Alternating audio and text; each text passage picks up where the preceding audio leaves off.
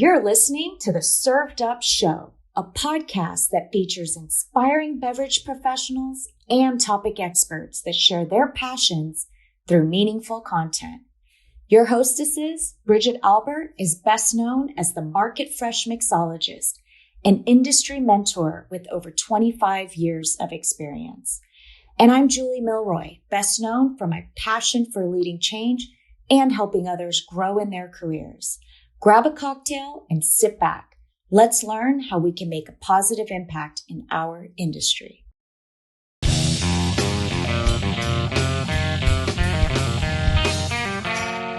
Hey y'all, it's Bridget here. Today we have the creative force in the world of PR, co-founder of Curich and WEISS, the brilliant James Curich, known for his innovative PR strategies for spirit, wine brands, celebrity ventures, and beyond. Throughout this episode, we'll explore the unique intersection of creativity and strategy that defines James' approach to PR. From the glitz of celebrity brands to craftsmanship of spirit and wine promotion, there is so much to uncover. So whether you're sipping on a fine wine or intrigued by the artistry of public relations, sit back, relax, and join us for this very captivating conversation with James as he gives us a peek behind the curtain of his profession.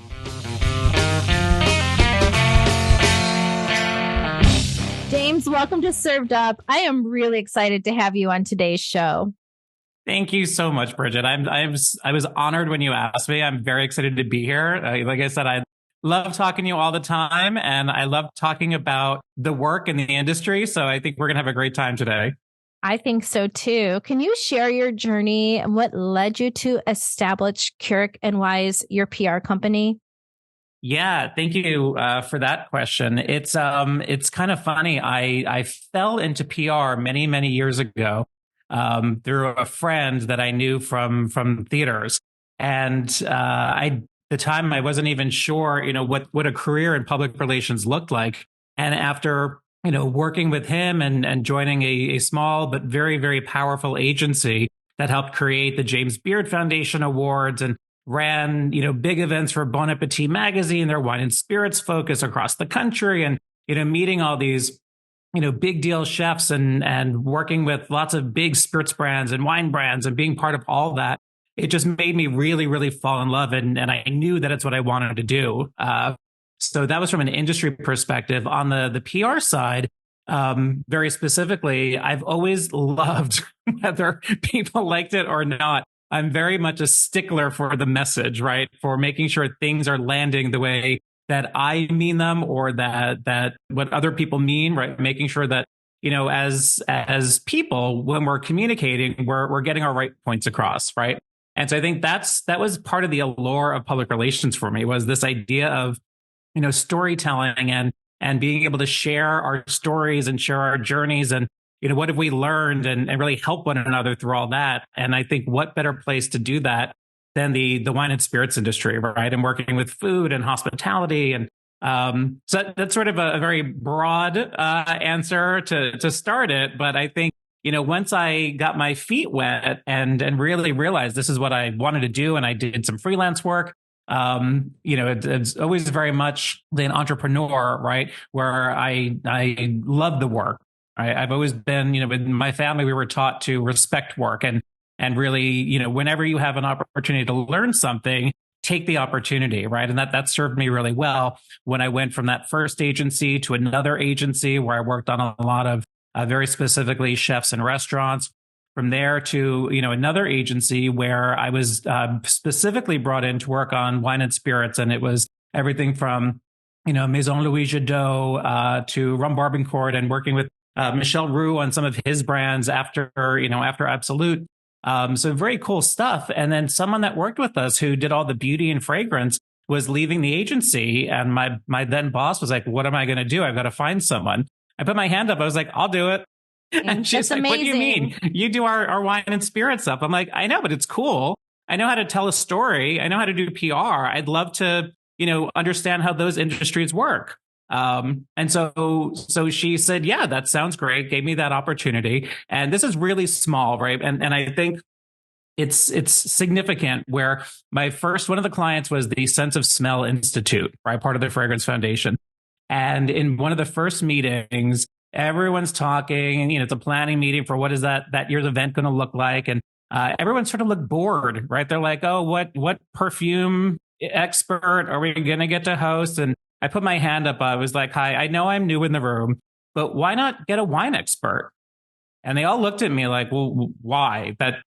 It's perfume, it's fragrance. I'm like, right, but you use your sense of smell to really appreciate wine, like more so than the taste, or you're getting all those notes and all those pieces. And it was like a light bulb went over there, went up above their heads. Like, great idea. I was able to get the amazing Kevin Israeli to host that year. He was really excited because he's like, wow, I had never thought of tapping into this industry as potential clients of mine to lead wine tastings for them. So it's really win-win, and the event got more press than any year prior, right? So again, just a very small thing, right? But really significant. It was just like a slight twist to make something cool and interesting. Anyway, from there, I went to another agency where I had amazing opportunities to work on really large brands. Again, chefs like Alain Ducasse and all the press helping Gordon Ramsay launch in the United States with his first high-end restaurant. Did his autobiography, all these cool things. Worked on brands like Dom Perignon and Moet and Chandon and Veuve Clicquot. And so, it was 5 years there as vice president, food, wine, spirits, while also getting the opportunity to throw my hat in the ring to do hotel openings and do other lifestyle brands and other just cool, fun things, right, to keep it interesting. From there, and let me know if I'm going too long here. I can talk and talk and talk. But from there, I went in-house at a spirits company because I do always like to look ahead and think of, what next, what comes next. And for me, in that role previously, I was thinking, I really want to be in-house at a spirits company next. And what I liked about spirits was, it's sort of what some people like about being an actor, right? Where as an actor, you can be an astronaut, you can be a writer, you can be a cowboy, you can be anything in those movies or on stage. In the spirits industry, you're working with this really great artisanal liquid, right? This something that someone crafted, someone made, and you can then turn it into lots of different things with amazing cocktails and different ingredients and garnishes and, rituals. But you can also live in the film world. You can live in the art world. You can live in design. You can live in all these different areas. And so it was really fun. And I just saw so much opportunity to sort of work with really creative, cool, fun people and create some really great, amazing things. So that was, I joined William Grant & Sons back in, it was 2008, and was there for about 7 years, I'd say. And it was great. It was a great journey. I loved being there. We had some amazing brands to work on. And again, really different, things from Glenfiddich and leading a whole rejuvenation program for that. Because at the time it was considered, internally, it was considered sort of like the dusty brand. And the team in London and the new executive in the US were like, this is our flagship. This is what started it. We need people excited, right? So getting to be part of that. And then also working on things like Hendrick's Gin and Sailor Jerry Spiced Rum. Like I said, I've always enjoyed thinking what's next and creating challenges. So each year I was there, I sort of took on new responsibility, whether that was working as part of the global team, in the New York office, taking on digital marketing, taking on ambassador strategy, helping our teams in Canada and Mexico with their PR, digital and ambassador plans. And ultimately, my last year there, I talked to them about leading workshops in South America for the emerging markets team about, if you don't have the big budgets that the other, the established countries have, put it into PR, put it into digital, put it into ambassadors. And so it was really great. When I say I like to talk, it's kind of funny. I had an hour at one of the workshops in Chile, and I wound up being up there for over 5 hours because there were so many questions. Yeah. Wow. Right. And I kept saying, I'm like, I will sit down whenever you want me to. And they're like, no, keep going. This is really helpful for us. And I say that only because there was such a, thirst for that knowledge. Right. And it felt so good to be there and help them with that. Anyway, after all that time, John WEISS, my longtime friend and my co-founder here at Curich WEISS, we had talked for many, many years. We've known each other for more than 20 and talked about someday we were going to start our own agency. And in 2015, I called him up and said, the time is now. Let's meet for drinks tonight. This is going to happen. Let's make it happen. We met at an account that is now closed, Rye House on 17th Street. And over two old fashions, planned out our business and then got started that August 1st. And here it's been over 8 years. And it's been a great journey. And, every day we're continue to think about what next. How do we carefully and strategically continue to build the business so we can keep working with amazing brands and people and, help them. Yeah, your story is so amazing. And you're very humble, by the way, James. You really are. Thank you for that. Yeah. Can you talk about, you handle both brands, but then you also handle like celebrity brands. And I know that there's a delicate balance, right, between both. That's right. How do you approach PR differently for brands compared to like celebrity brands? And what challenges or opportunities do each present? You always want to look at every case on its own, right? There's a lot of experience and expertise you bring to it. But I think the first question is, what is your goal, right? There are some celebrity brands where the goal is to, I'm the celebrity and I want this just to be known for me, right? Other times it's, no, I really, really, really, this product is something that I need to share because I love it so much, right? So it's really coming down to what is that long-term goal? And then building out the plan from there. I think the most important balance is really ensuring that the brand is seen as a brand in and of its own, right? That it's not going to sink or swim based on what the tabloids might be saying about a celebrity, right? That it really is, here's the credentials, here's the quality. This is why this brand deserves to be here, right? And then, by the way, it's this person's, right? I think that's a big part of it. I think another way to look at it is, when you're bringing a celebrity brand to life, making sure that, who is that core audience, right? If it is going to be the key trade in terms of bartenders, let's make sure that that celebrity is seen as someone who's part of the community, right? And, we're not going to pretend that celebrity is, not doing their TV show or movie and they're going to get behind the bar full time, but making sure that they know like this is not just a one-off vanity project, right? It really is something they care about and making sure that they become, if they're not already, part of the community, like, going to things like Tales of the Cocktail, being at Bar Convent, right? Doing all those things, meeting the right people in the industry so that it's not just a vanity project or seen that way. Because it's a very slippery slope. The press is very, some press is very quick to say, oh, here's another celebrity brand. And if we want it to succeed, we want to, leverage that celebrity, but really make sure the brand messages are out there in the right way. Like I said, I'm a stickler for that. And so it's always making sure we're doing everything we can to make those messages land.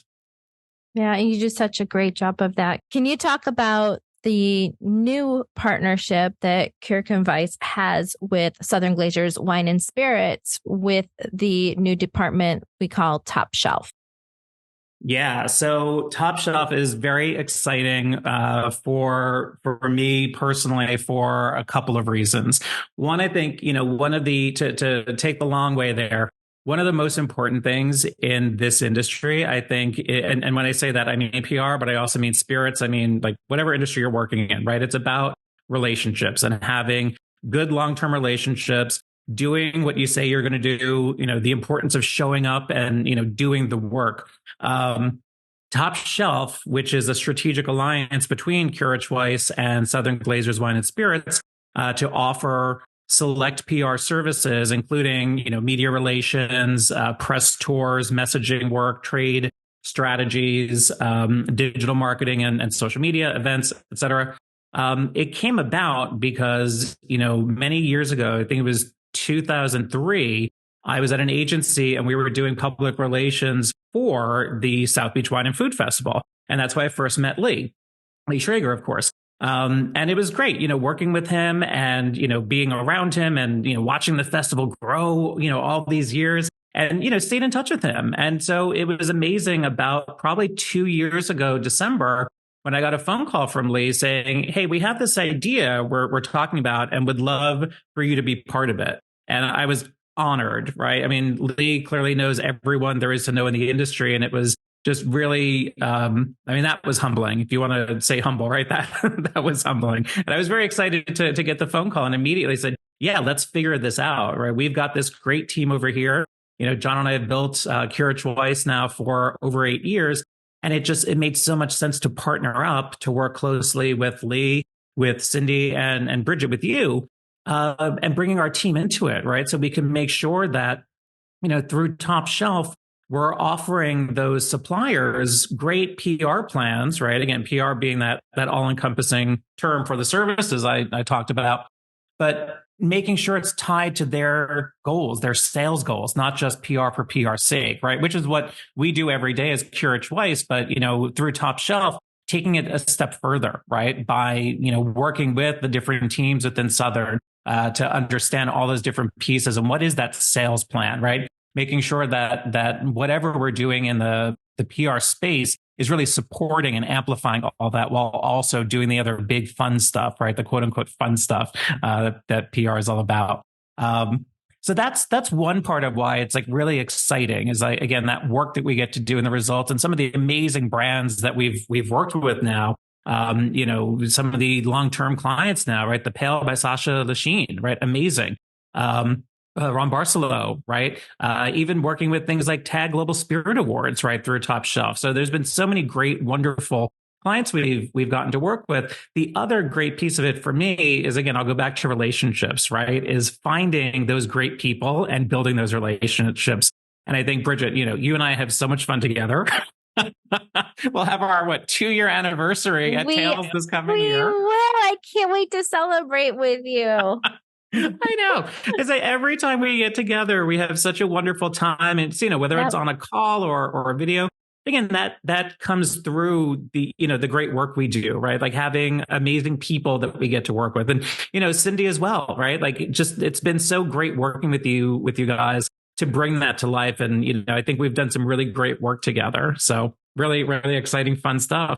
And that's what it's about, right? Making sure I was quote unquote famous at William Grant for being the one to say, if we're not having fun in this industry, we're doing something wrong.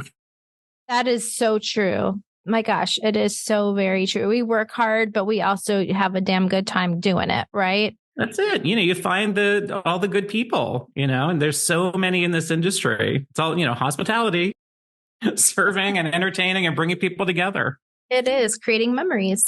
Yeah. 100%. I want to ask you, in the age of social media, how has PR changed? And what, in your opinion, is the biggest mistake that brands or individuals even make on their platforms like Instagram? And what's some best strategy insights for success that folks that are listening that can maybe use to build their Instagram following? Yeah, it's a great big question. I think PR was for a very long time, all about that third-party endorsement through the press, right? And I think what I've seen in my career, and certainly have noticed many of the agencies out there over the past 10 to 15 years, as social media has grown and grown and grown and grown, is some of those agencies say public relations less than they did before and more about marketing communications. Right. And so I think what changed there slightly is it's still about getting those press stories and that third party endorsement. That's key. Social media has provided a way for direct conversations where you don't need that media anymore as the only way to get to your consumer. Right. You need the media for the third party endorsement to bring new audiences to you. But once you have them on your social channels, or, tapping into influencers as additional forms of media, right? Once you get them there, your social channels allow you to have that direct, very personal conversation, right? So I think that's sort of key. I think, invest. I actually did a presentation about this many years ago. I put together a communications conference when I was at William Grant for our agency partners to come in and talk to, our brand teams. And one of the things I led with is PR, traditional PR it's even stronger today because of the opportunities social media provides, right? Where you can say on your Instagram, look at what this great expert had to say about us, right? Look at what this article said about us, right? So it's great in that context. I think one of the watch outs is, making sure that your social media, whichever platform, that you're keeping it on brand, right? So I think, what we've seen with some, founder brands, right? Sometimes the founder is the personality of their brand, right? But as the brand grows, you don't want to, the consumers might not want to see the like, oh, this is the founder having dinner with their best friend, right? They might want to focus on like, oh, what is the liquid story? What is the best way to serve this? How else can I do that? So I think it's one of the things where it's not a bad thing if it's really part of the brand strategy, but it's just always being really cognizant of what do you want the consumer, what do you want the audience to do as a result of this post or this engagement or, whatever it is. And then what are you saying to make them do that? Right. And not just cluttering up your feed with things that aren't going to help you deliver on that, right? Because it'll just very quickly turn into white noise and people will unfollow or skip or mute. That's really, really good advice. I needed to hear your voice, say that today because I'm so bad at social media for myself personally. I'm like, here's a picture of my dog, Chantilly. Here's me working. Well, you know what I did? The Cayman Island cookout. Like nothing flows. Yeah. So that's just a really, really good tip. Well, and again, I think it's different for individuals, right? As people and professionals versus brands, right? So, I mean, it's funny where, for me, I'll say we have our Curich WEISS channels that are all about our business and our culture here. And, 90% of what we put on there is look at what we've done for this client and look at this client shining here and there, right? Separately, I have an Instagram for my little French bulldog, Vivienne La Française, and where that's wonderful. all about her. So anyone that cares about that. Yes. Sorry? Yes. I said, and everybody, you all need to follow it. It's fabulous. Vivi La Française.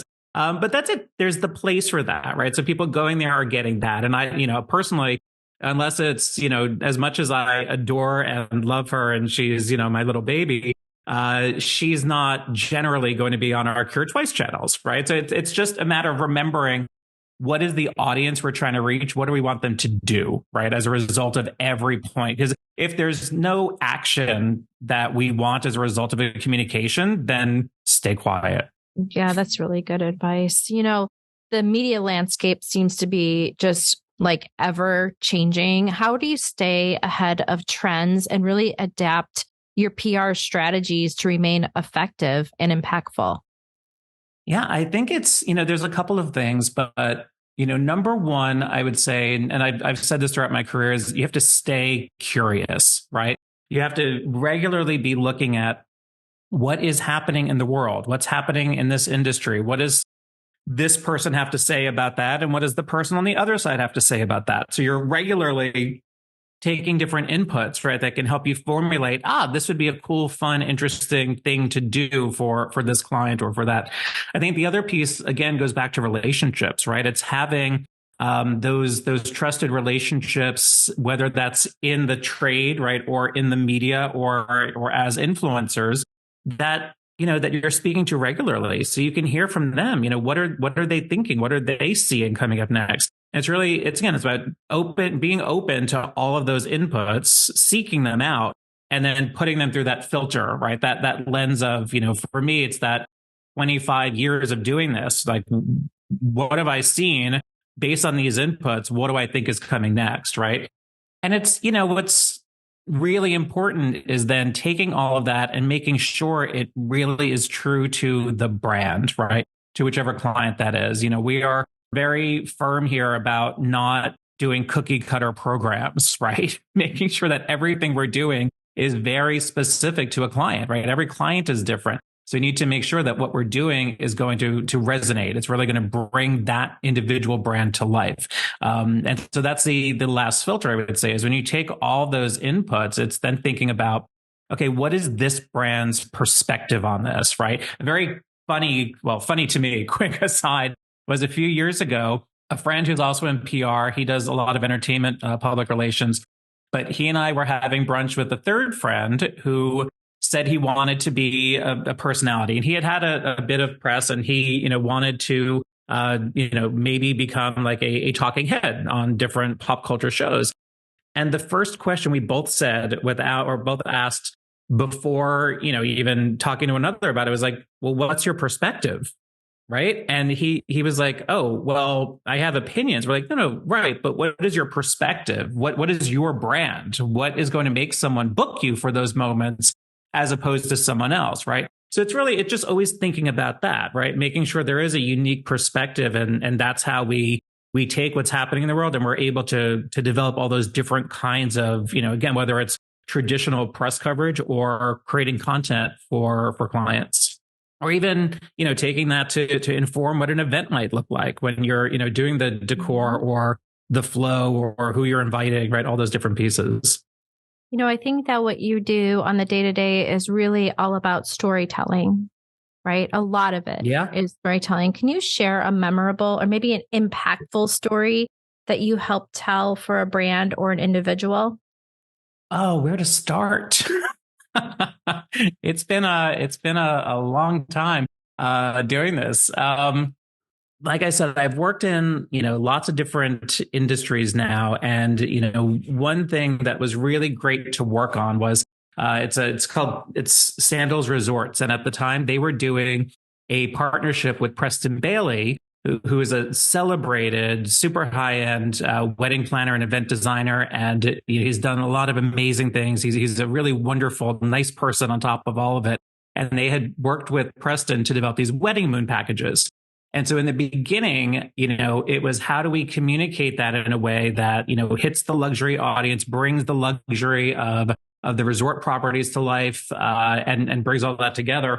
And so on launch day, what was really amazing was we had some stories seeded. I'd worked with Good Morning America actually to put together a whole activation right on Military Island in the middle of Times Square. We had 4 segments on the show, right, where we introduced, here's this package and what it looks like. Here's, what you can expect if you book a wedding moon. The final piece was the reveal of the world's largest wedding bouquet. And these brides or, soon to be brides, they all were competing to win this wedding moon, right? And what was really fun and wonderful during it was the Preston, as he was talking about it, he just kept saying, he did his media training so well. He took everything we said to heart so well that as he was communicating it, even the reporter who was doing this segment, he started repeating the brand messages as part of the segment, which was really, fun and wonderful. Another great moment that I was really excited for and still to this day was super proud of was with Sandals Resorts, actually. The internal PR person called me and said that the sales team had promised one of their retail partners that they were going to get tons of press for Valentine's Day. And so the ask was, hey, can you just get me a couple of hits on this and we'll leave it there. And I said, no, I can't do that because I think this is too good an opportunity to settle for just a couple of hits. And the client was like, no, seriously, whatever. I'm like, no, we're going to go big. And so we were able to turn it into an hour-long segment, essentially, on part of a daytime talk show where we gave away a wedding moon. And again, it was everything that the client's sales team, like they were just blown away with everything we had done. So I think that was, some things that I was very, very proud of in my career. Just 2 of them. I think, another amazing one was getting to work on the first ever launch of the Michelin Guide in the United States in 2006, handling press for the for the New York launch guide. It was an event at the Guggenheim, and it was careful, like 6-month plan to get all the stories ready, and then the announcement and, the big event and all the pieces of it. And then keeping it alive, right? Because it happens once, right? The announcement's out, and then how do you keep that alive and keep that momentum going? That was really fun and wonderful. Are those good examples? I think that those are perfect examples. They're actually pretty amazing. I'm absolutely stunned, kind of, but only because I know you and I know that you do marvelous things. So it's just like, I'm surprised, but I'm not because it's you and you are wonderful. So I'm just not surprised by all of this. I have one other, if I can. This one's nice. Please do. So Another great example of, again, where relationships come into play is I had a former client who, when John and I started the agency, he reached out and said, I want to talk to you. And he at the time was the CEO of a Long Island winery. And, we'd worked on the winery for him years ago doing some repositioning work. And we went out to see him and he's like, okay, I want to talk to you. I want to hire you, but not for the winery. And at first I was like, wait, what's happening? Are you leaving? What's going on? And he's like, no, I'm not leaving. I'm doing a side project. I'm building canoes. And I was like, wow, that's very cool and very different. Tell me more. And he explained his story, which was essentially his father had passed away and he inherited his tools and decided to use those tools to create something to sort of bring their relationship back, right? To relive that a bit, right? And he decided to create a canoe because a canoe is a form of a personal journey, right? It represents a personal journey. And he lived right on the water. And so we worked together for a few months and we did the first story with Wall Street Journal magazine. And it was just this beautiful piece that positioned him not as, hey, I'm a CEO and this is what I'm doing on the side, but it was like very much positioning him as an artist. And this was a journey, a heartfelt journey for him, something that he had to do. And look at how amazing this turned out. It was a beautiful story. And what was really a beautiful story that the writer wrote about him and about the process. And again, a beautiful one-page feature. And then he reached out after saying, this is why I love working with you, because I told you what I wanted and you made it happen. Like I couldn't imagine something better. This, I wanted to be seen as an artist and this really got it, where he immediately started getting calls from people in other parts of the world saying, I want that canoe. I want that beautiful canoe. And he's like, well, you can't have that one, but I can make you something different. So again, that's where, it was very personally gratifying because again, I love him. He's a wonderful person and being trusted with that story, right? And then getting it there in the way that he wanted it. And for him to be that pleased and happy was really, really something.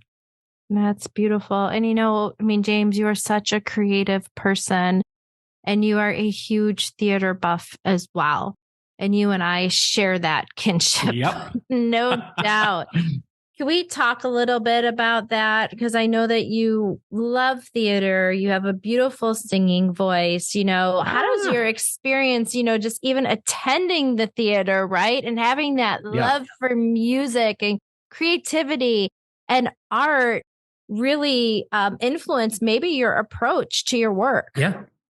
No, it's great. And yeah, absolutely. I am a huge theater buff. I love it. I think it's one of the, where theater is all over. But for me, being New York, most of my life, I was born here. I've lived here the majority of my life.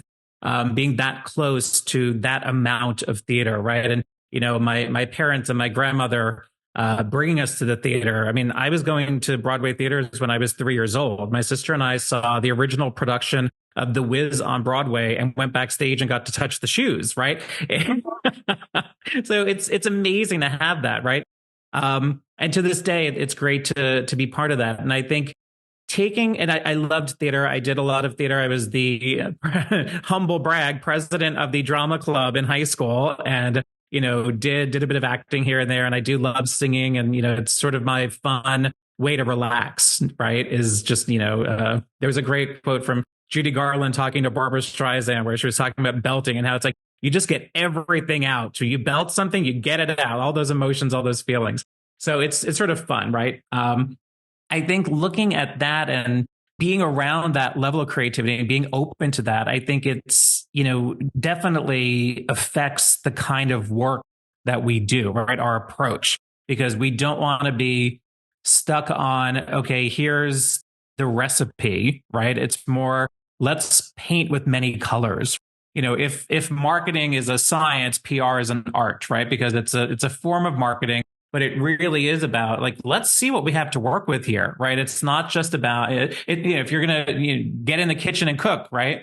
It's not just about, okay, let me go to the store and buy everything to make this one dish. Sometimes it's that, right? Sometimes I like just opening the cabinets and grabbing things and seeing what I can create, right? Recently, I surprised my partner with a olive an olive oil cake because we were both in the mood for something sweet. And I was like, let me just see what I can make based on what's in the house. Right.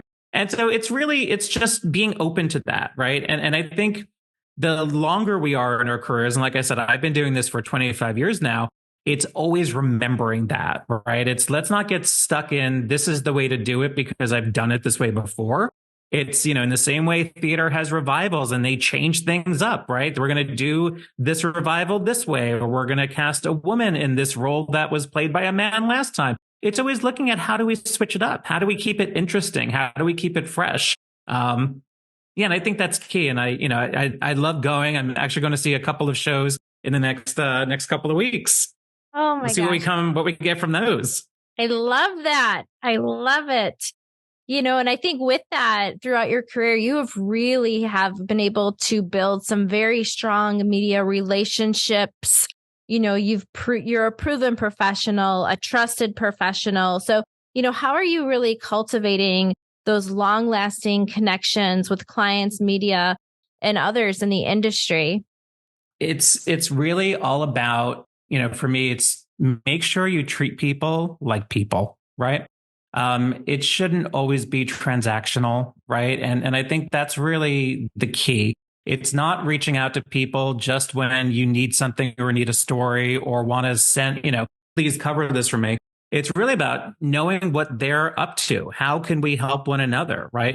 Making sure that, we're getting to know one another, right? And it's, we tell our team all the time, build those relationships by getting together in person, right? Go out, do drinks, go see the best cocktail bars in town, bring your new journalist friend along, go do a spin class with them, do manicures and pedicure, whatever those things are, but, really build the relationships, not just, hi, here's a pitch, please write this, right? Because that's not, it might work once in a while, but that's not the way to do it long term.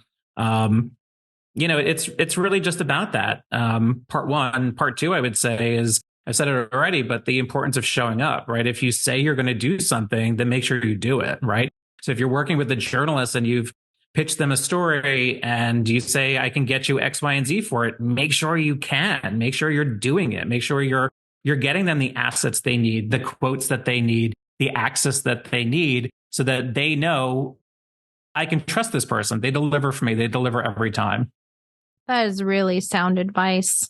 It really is. I think that in this world, there's not enough of that, right? Absolutely. Yeah, I think, it's important, to make sure that we're all not to sound too hokey, but, if we want the world to be a better place, let's be a better place, right? Let's do our part, make sure that we're always, where we can help, let's help. It's one of the big guiding principles here at the agency too, is, internally, we are not about having team members compete with one another. We tell them, like, we're here to help each other, right? And, John and I, when we worked together in another agency, one of the things that I used to do when I was helping him build some of his relationships was I would start a conversation with a journalist that was a friend of mine and be like, hey, here's John copied in. He's going to get you everything you need, right? So again, like there's room for everyone at the table, right? It's just a matter of making sure we're all doing our part and helping one another in that. And I think that's just really the key. Yeah, it sure is. And, really, like, based on your own journey, James, and your experiences, could you give some sound advice to individuals that are listening that are curious to maybe shift their career to, something within the world of PR? Yeah, I think, the advice would be really get to know what it is, right? The best way to do that is by setting up meetings. PR people, not to generalize, we like to talk. If you reach out and say, hey, I'd love to learn about your industry, I can guarantee we'll take the time and say, yeah, here's what it's all about, right? If someone wants to listen, we're happy to share those insights. I know I am. I think that's part one, really understand it, because before getting into it, a lot of people don't necessarily understand everything that goes into it, right? There's the quote unquote glamorous world of PR that everyone thinks, but they don't see the opening the boxes and packing up mailers, right? All those pieces of getting it out there. So, some of the hours that go into it too, where, again, we always want to make sure, knowing how busy it can be and how much work goes into it, make sure you're able to find that balance for yourself, right? How do you turn off and relax a bit and, take those moments, right? So I think that's another just key, is really understanding what the work is. The best ways to understand that work are by talking to people in the industry. And then, if possible, see about doing an internship, right? Or if it's a career switch bit, see about doing like once a week, coming in and just, volunteering a little bit, right? Or, if you can do like a trainee position. But I think that's key, because you never would want to make a switch without really understanding everything that goes into it. And, there's a lot from the relationship side and building those, to the, the writing piece, right? Of being able to communicate in the right, very succinct way, to the creative piece of it, right? What I will say is, to be super clear, not every individual has to be an expert and has to be perfect at all those different things, right? That's the importance of teams, and also the importance of a partner. And I think on that piece, I think it's so key to have, a partner and a team that you can totally trust, right? That you're in it together, and everyone, hey, this person excels in this area, that person excels in that area. Let's work together. And then everyone's excelling and everything's getting done. And it's better than it would have been if one person tried to do all of it, right? And that's really what it's about for me and John, and building the agency. And hopefully that's good counsel, good advice to anyone thinking about moving into it. Yeah, I think that's great advice. What is next for you, James? What's next? Yeah. I think you're catching me, because I said I always think about what's next. The big piece for us is, John and I want to continue to carefully and strategically grow the business and our team. So we started in 2015. It was him, it was me, it was one wonderful team member. Today, about 8 years later, we have our New York office, we have our LA office. We're a total team of about 19 people. Again, that's been very, we don't want to be the biggest. It's not about that. It's about making sure we have the right size team to continue to grow carefully and strategically, so that we can best serve our clients, right? Work on bigger and bigger brands. So all of that to sort of set the stage for what comes next is, we want to continue that, right? Continue bringing on, continue growing our existing team, and what I mean by that is, the individuals here, like watching them go from an account coordinator to an account manager is always so wonderful to see, right? And to be even a small part of that and helping them in that journey is really great and super rewarding. So we want to continue doing that with the existing team, continue to bring in more people where and when it makes sense, and continue working with, larger and bigger brands, as we continue growing. It's funny, from a service perspective, we already do all the things that we want to be doing on that side of it. So it's really just being able to keep doing great stuff and keep growing with our current clients. And like I said, keep growing with additional businesses and brands.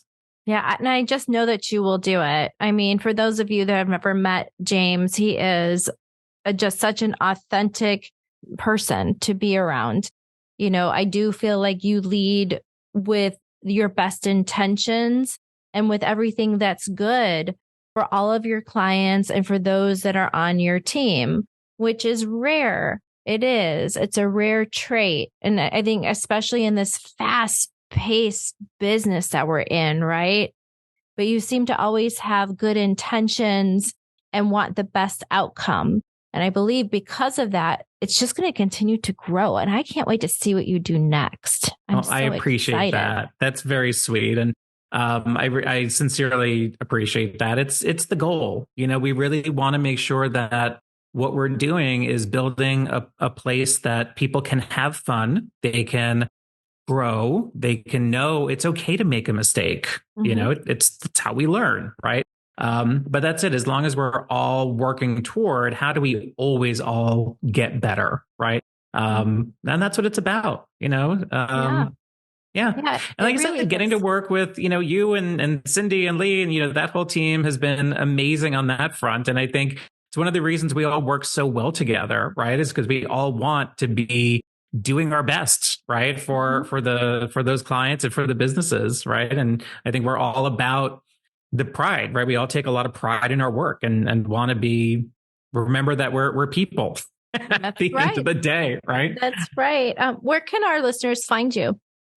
So the agency is at curichweiss.com, CURICHWEISS.com, on Instagram and LinkedIn at the same. And for anyone that wants to meet my little petite Vivienne, my little French bulldog, she's Vivi La Française on Instagram. Oh my gosh. She is quite a character. I just can't wait to be in the same room with you again. It's just always I know, me too. So I know. We have to figure it out.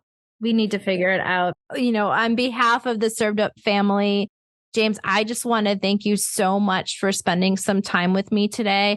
And I want to wish you some great health and a lot of peace. Cheers to you. Thank you. Cheers to you. I appreciate this opportunity, and would never ever turn down an opportunity to talk to you. So microphones or not, I'm ready when you are. Absolutely. Thanks for listening. Served Up is brought to you by Southern Glazers Wine and Spirits. Produced by Zunu.online. Music by We Killed the Lion can be found on Spotify. Make sure to subscribe to be notified of future Served Up episodes. Cheers!